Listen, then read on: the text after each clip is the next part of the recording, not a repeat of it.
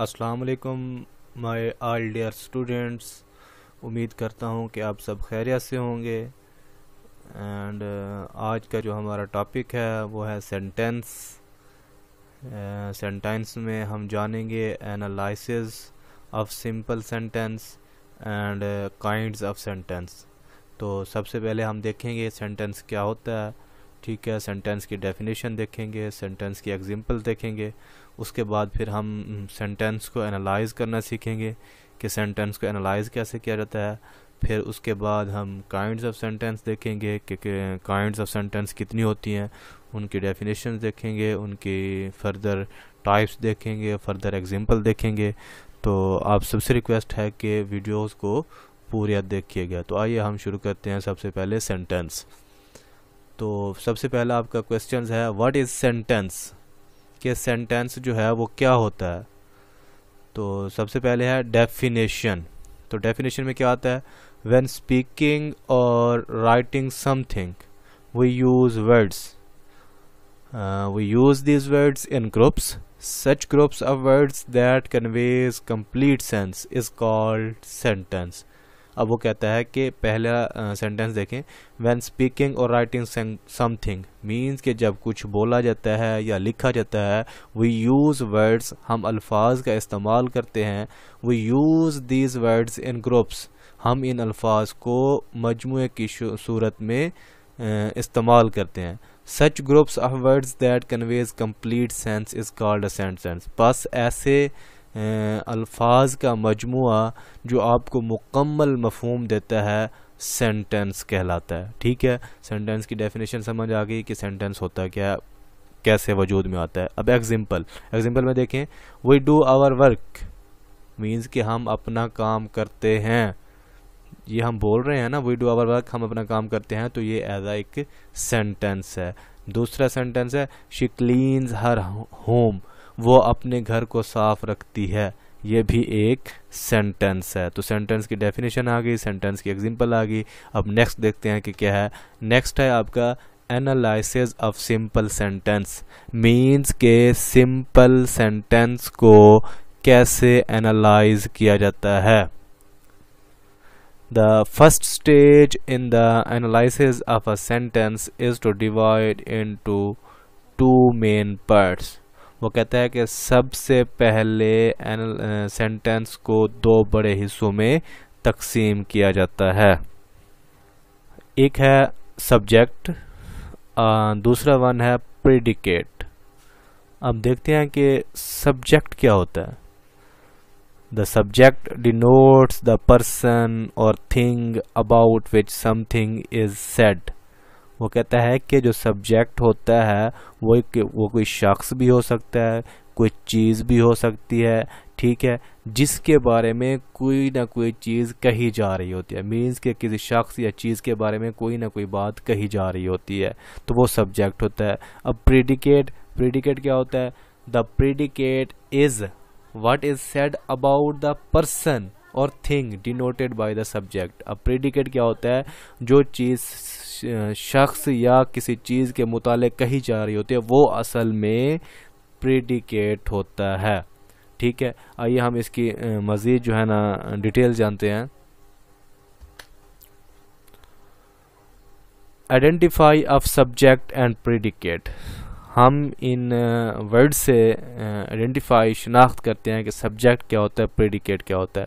अब number one है dogs barking, means के कुत्ता भौंकता है। अब जो डॉग्स है वो सब्जेक्ट है, जो प्रेडिकेट है वो बार्किंग है। भौंकना जो है वो प्रेडिकेट है और जो डॉग्स है सब्जेक्ट है, ठीक है। अब दूसरा सेंटेंस है द सन गिव्स लाइट, सूरज रोशनी देता है।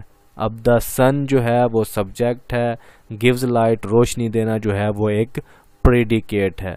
अब नंबर थर्ड सेंटेंस है my father gives me a watch, मेरे बाप ने मुझे एक घड़ी दी। तो क्या है, माई फादर जो है वो एक सब्जेक्ट है and give me a watch कि एक घड़ी दी वो प्रेडिकेट है, ठीक है।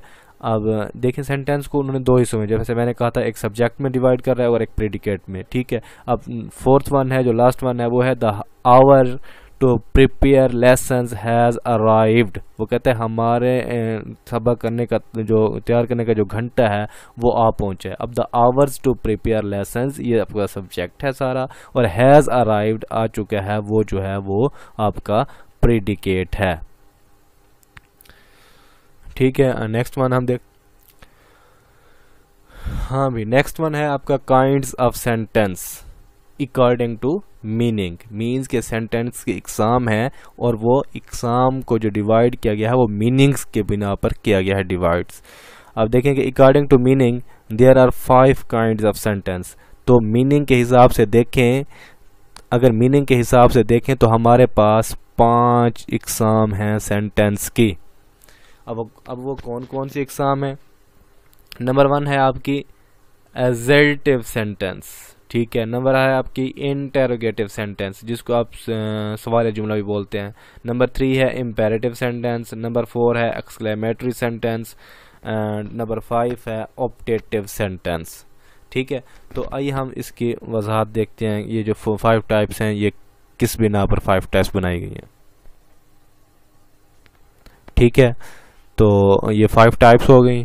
उसके बाद देखें कौन कौन सी 5 टाइप्स। अब नंबर 1 है एडजेक्टिव सेंटेंस। अब ये क्या होता है? दीज सेंटेंसेस मेक स्टेटमेंट, मतलब ये जो जुमले होते हैं ये कोई ना कोई स्टेटमेंट बनाते हैं। ठीक है,